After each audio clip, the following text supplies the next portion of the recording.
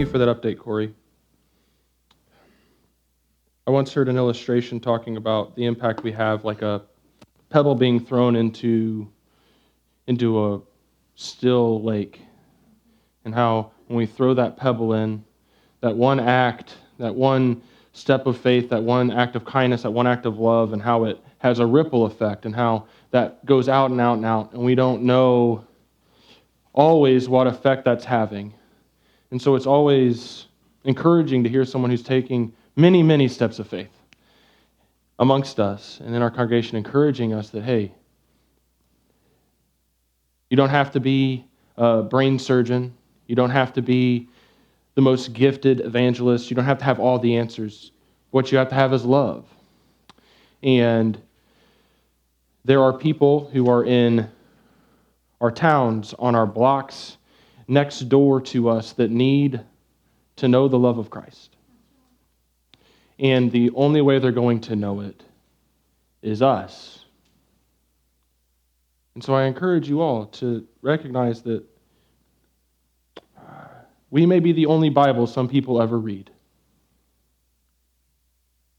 And so let's live a life worthy of the calling. Let's live a life worthy of what God has done in our lives. The love that we've been shown, let us share it. I've been overwhelmed this past month with the love that I've experienced from you lot. The prayers for Allison and I and Edmund. For those of you that might not know or might not be up to date, when Edmund was born, I wasn't planning on saying this, so here we go, Jesus working. So here we are. When Edmund was born, he was born via C-section. And so the other two, we've not experienced this. This is the first time C-sectioners. And not great for someone who passes out frequently in hospitals. I'll tell that story another time to you all. I'm not telling it now. Let's just say I had a headache that day. Allison got nuzzled by Edmund for maybe a few minutes. And then he was taken to the nursery, and then never made it to the hospital room. I can't look at you, Allison, so I'm going to look over here. So what happened is he was doing this thing they called posturing, so it looked like he might be having seizures. And so to treat that, they can't do that at Sarah Bush, where we had him. So now they need to call for an ambulance. And Allison is 2.5 hours removed from being cut open. And we're going through this, and it's like a barrage of what's happening. And all we knew to do was pray. And a very long story short, he ends up in the NICU in Champaign. And what an amazing group of people it is that took care of Edmund there. We are so grateful, but just overwhelmed by the love and the power of prayer. Every single time that there was a hiccup, every time Edmund decided to add some drama to our lives, we found out hours later that he's okay. So he was showing posturing, and so the plan was to take him to Carl and to have him be cooled down to 92 degrees, which takes 72 hours. So they put him on a cooling bed, and they lower his temperature slowly but surely, and it takes 3 days. And once you start it, you can't stop it. So he was going to end up in a glass box and having to do that to get cooled down so that it wouldn't affect his brain activity. They got there, and they ran more tests. They ran EKGs, and they ran echoes, and they realized that he was really just hungry. That's what it was. He was looking around for food. So we know he's related to his aunt. And then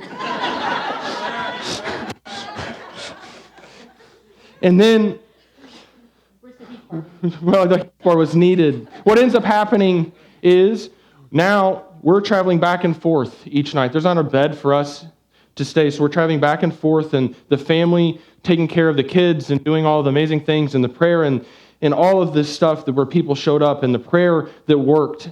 And then the day we thought we were going to get to bring him home, we got a call. In the middle of the night, he had this SVT. His heart rate rose to 290 beats per minute. It's normally at 130, 140. So we need to keep an eye on him. And so they put him on a medicine, and we monitor him and watch him. And some of the timeline's foggy because everything was kind of a blur. He had 2 episodes. One he couldn't get himself out of, and the other one he did. He's been on medicine every 6 hours since then, and he's not had a single episode. The cardiologist that we're seeing says that this is a standard thing. It happens sometimes. It's due to some developmental things within the lungs and ways that babies are born. And he's perfectly healthy every single step of the way because God is good.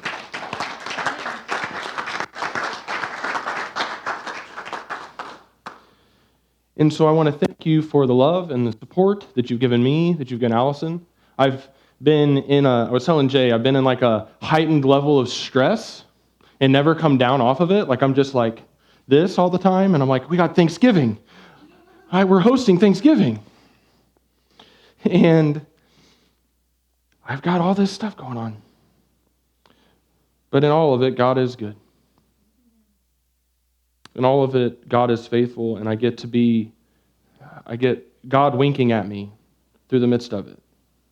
I still can't believe that we were in the car 30 hours and 6 minutes after Allison was admitted to the hospital from a C-section, and we were in the car headed to go see Edmund because she is a dog. No, she's awesome. She's powerful, and to see the care and love of a mom is overwhelming, and I just get to sit there and be like, when do we feed him next? I got to take the kid to school? Gosh darn it. It's cold. So like I said, we hosted Thanksgiving this week. We've been planning on hosting Thanksgiving. It's something that we do. We've been looking forward to it, actually. For those of you that don't know, we've been doing a pretty hefty remodel on our kitchen. And the main reason for doing that is to host Thanksgiving, is to host families. And so time came to Thanksgiving, when time came to prepare for having family over, it was like we could drive an hour and change over to the farmhouse and have to haul the baby and the kids over and then try to find a place for them to nap and do all of that, or we could host at our house. So we struck a deal with my mom and my sister. I said, if you guys come on Wednesday and you clean and you cook, we can be there in body. And so this Thanksgiving took preparation, and with bags under our eyes and exhaustion and way too much coffee to explain, we got through Thanksgiving. But not just got through it, we got to experience Thanksgiving. We got to experience it with family, and it was a wonderful day. But all of the preparation of Thanksgiving got me thinking about how God prepares for us a meal, how God has prepared the table. And that's why the sermon series leading up to Advent this year is called The Table. So what we're going to be looking at each week is this parable that Jesus tells in Luke 14. But it's not really, today it's not the main focus. But it's this thing in the background for us to recognize.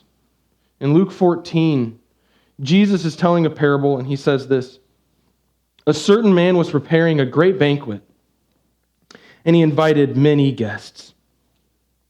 At the time of the banquet, he sent his servant to tell those who had been invited, "Come, for everything is now ready."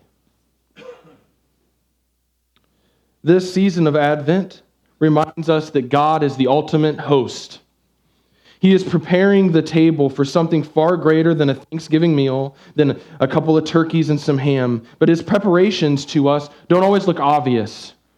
We don't always see what he's preparing. We don't always recognize what he is doing. Sometimes what he's preparing takes time.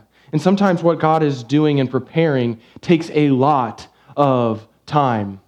Last week, Darren finish up the sermon series that Harrison and Darren did in the month of November, where they walked through the last book of the Old Testament, Malachi. Depending on dates, it was written about 415 years before Matthew. Okay? And what happens is there is this moment of silence before where we get to today, which we're going to look at this guy named Zechariah. We're going to look and examine this event in his life. And we're going to take a look at how it is that we can see that God works in the quiet and how strength rises when we wait on the Lord. Because Malachi in the Old Testament, if you read that, it ends on an ellipses, on a dot, dot, dot. It's like the old sitcoms where at the end it said, "To be continued."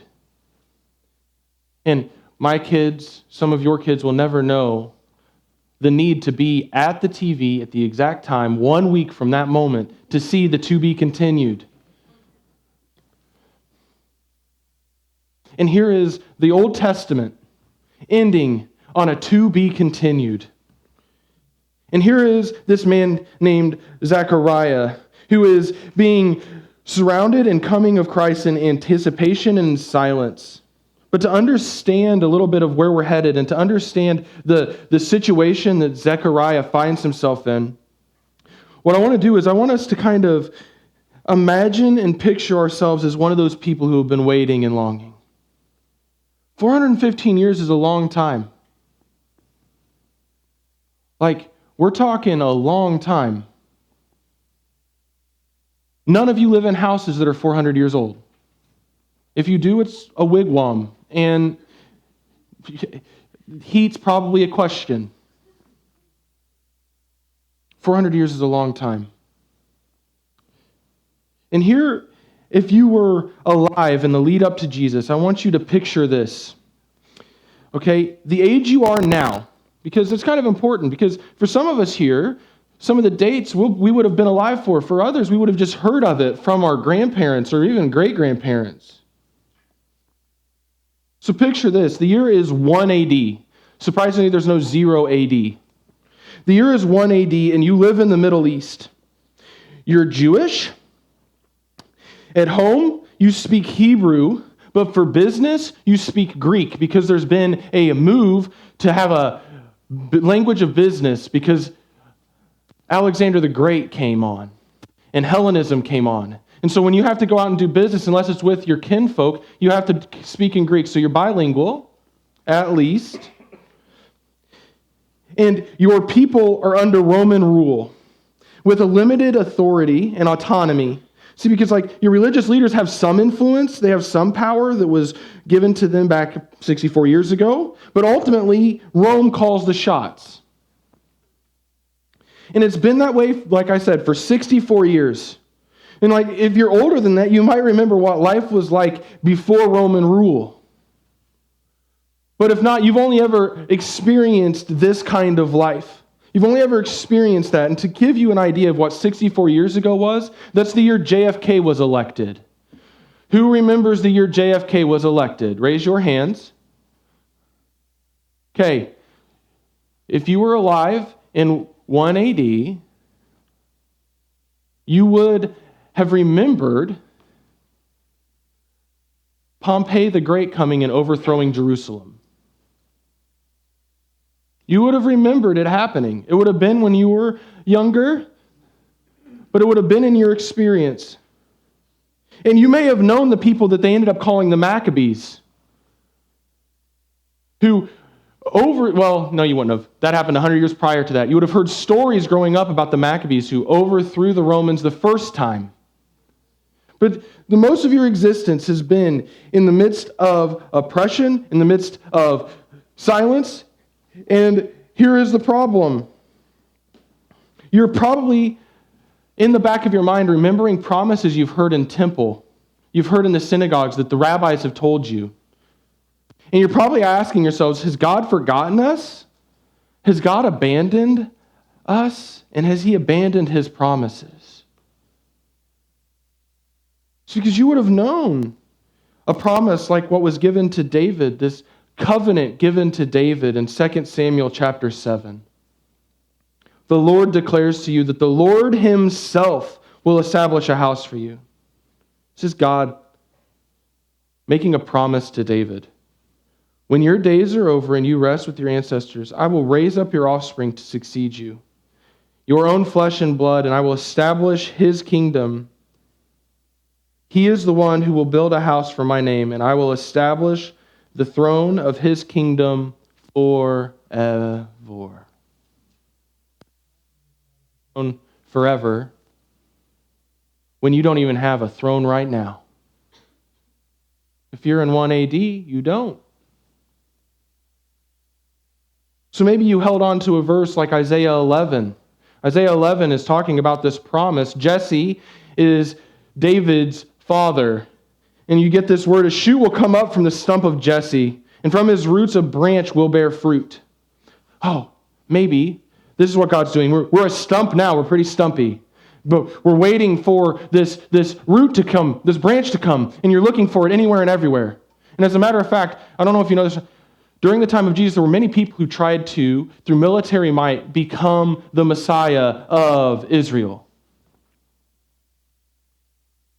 They would parade as if they were the Messiah, and then they would fall, and they would fall. And then their followers would disperse.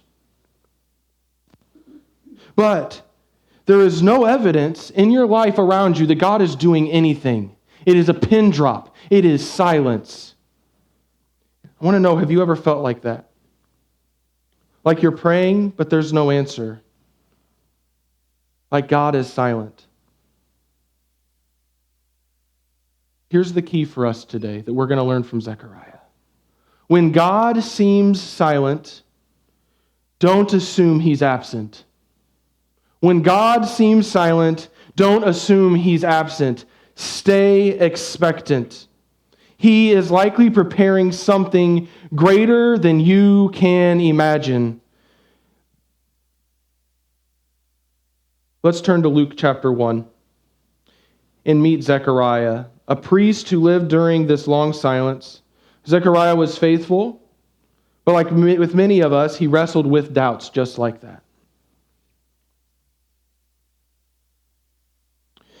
I'm going to just kind of give a Cliff Notes version, looking at your clocks, to be respectful.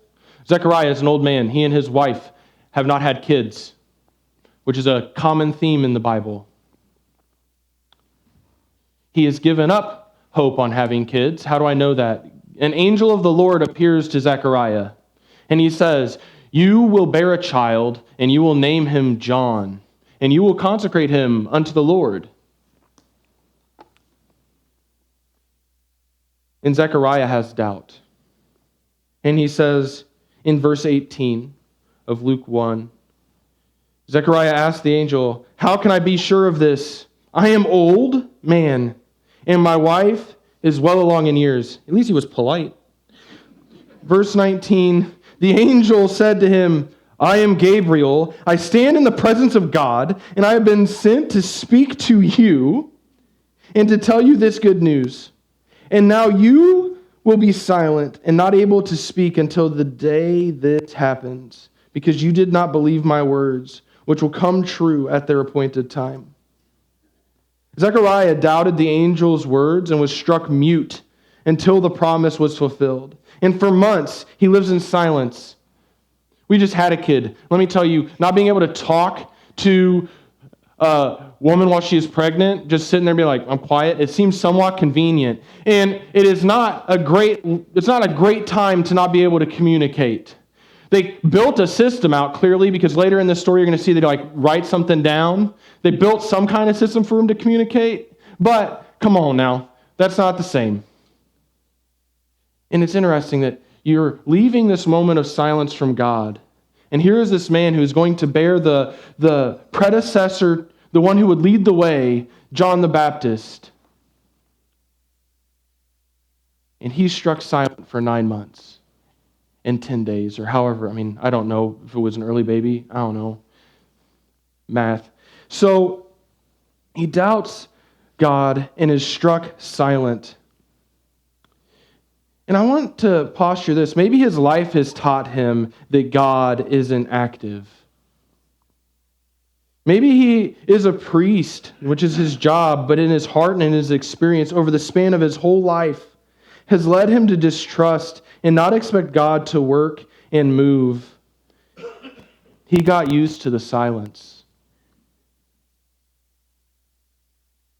Maybe we too have gotten used to the silence.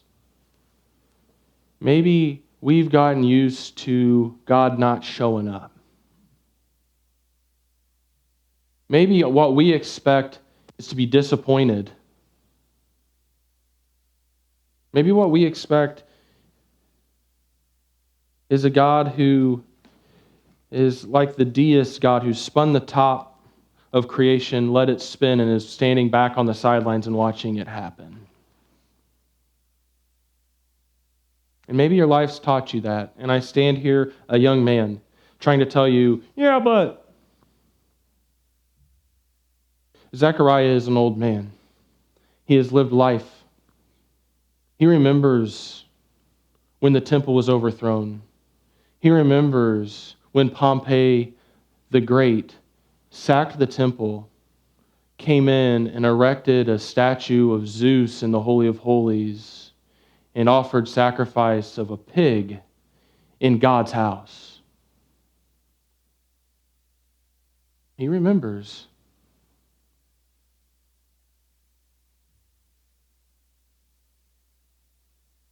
But God shows up for Zechariah. He shows up in the messenger Gabriel, and he spends 9 months in silence, maybe so he would listen. Maybe some of us shut up. Maybe the reason you're not hearing from God is because your conversations are a one-way street. There's no period, it's only commas. You're just going and running and running and running and going, and you're never actually giving him a moment to talk.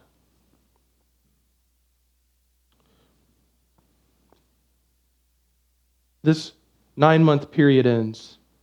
And when the child is born and named John, Zechariah's voice returns. And the first thing he does is he praises God. Verse 68. Praise be to the Lord, the God of Israel, because he has come to his people and redeemed them. It's quite different tone than when he talked with the angel, yes?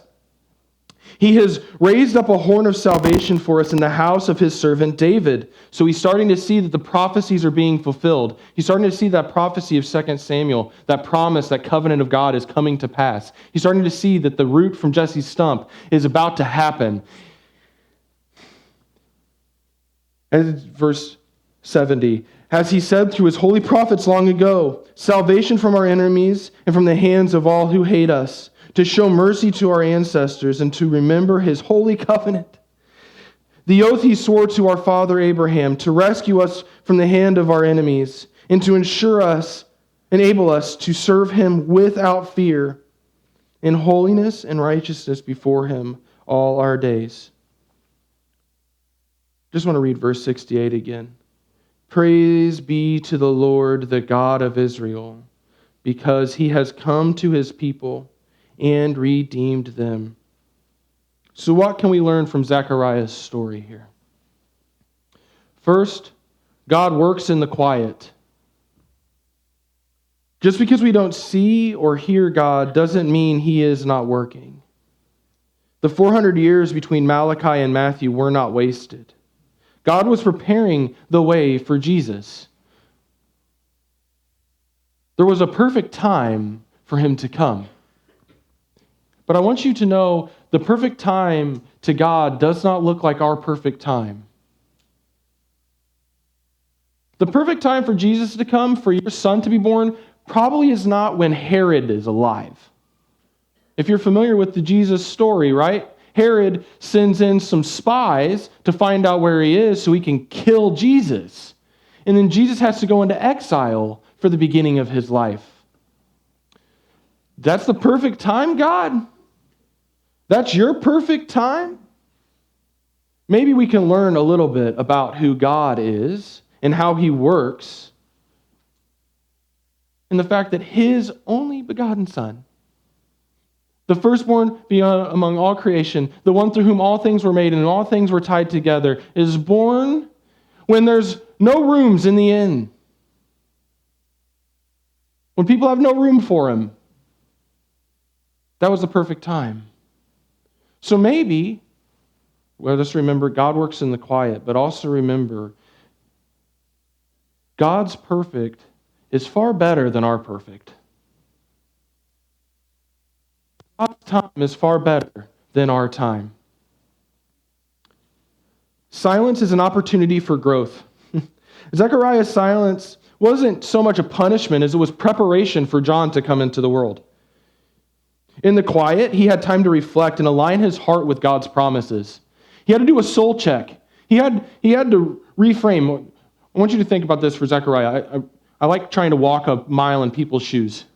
His entire life, he's not expecting God to work, and then an angel shows up, speaks to him. Not only does he speak to him, but he reveals to this old man that he's part of God's plan that he prepared from the beginning. That he's about to have a son that was prophesied about. Not only was the silence broken wide open by a messenger,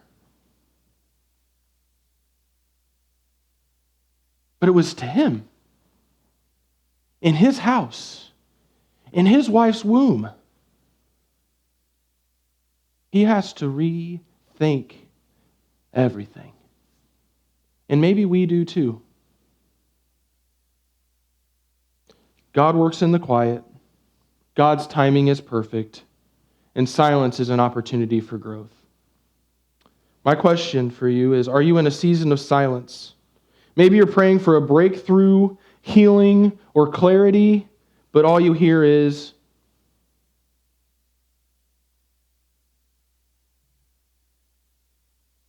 I think it's really interesting that Isaiah chapter 40 is where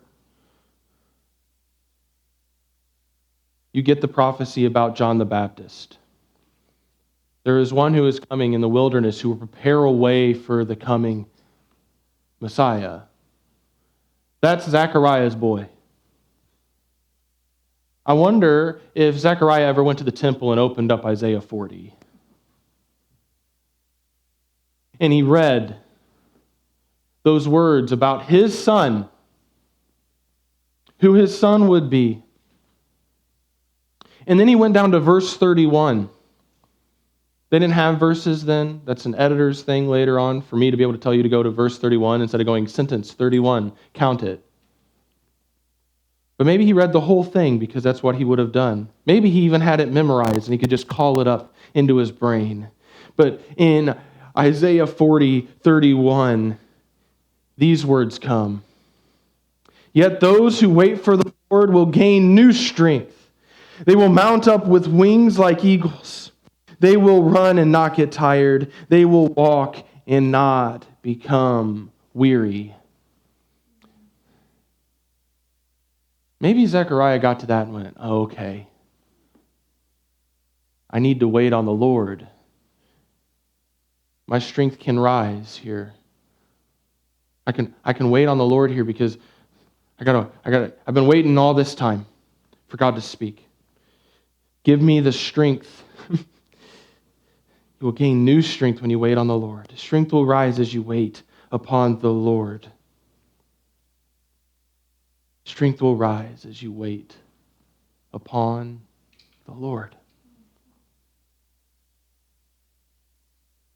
This Advent season isn't just about looking back at Christ's first coming. It's about recognizing how God carefully prepared the table for his plans to unfold. Think about Zechariah. During his silence, God was already at work. He was setting the table for John the Baptist to prepare the way for Jesus. Every detail was intentional. Every moment of waiting had purpose. In the same way, when God seems silent in your life, trust He is still at work, arranging every part of His plan with care. He hasn't forgotten you. He's preparing something greater than you can imagine. This Advent, as we reflect on the table God has set for the birth of Christ, let it remind you of the table He's setting for you, for your family, for His kingdom. His silence is not absence, it's preparation. So stay expectant. Keep trusting. And remember that the one who set the table for Christmas is still working to set the table in your life today. Would you be willing to wait upon the Lord? Pray with me. Father God, I know that this message might not be for everyone in this room, but I also know that the person that it's for, it is a powerful message. Because it is hard for us to be patient. It is hard for us to be long-suffering. It is hard for us to wait on the Lord. It is hard to be in silence, met with silence.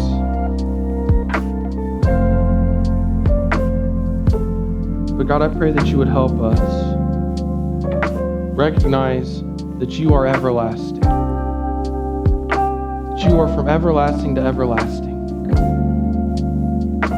That you have our best in purpose, our best intentions in mind with all that you do. We may not see with our eyes what it is that you are doing in our lives. But God, we hand over to you the situations, the pain, the problems, the hurt, the sickness. We hand those over to you. And we are expectant of you to come. We are expectant of your love to be shown. We have hope that all your promises are yes in Christ Jesus. And Walnut Grove Christian Church said,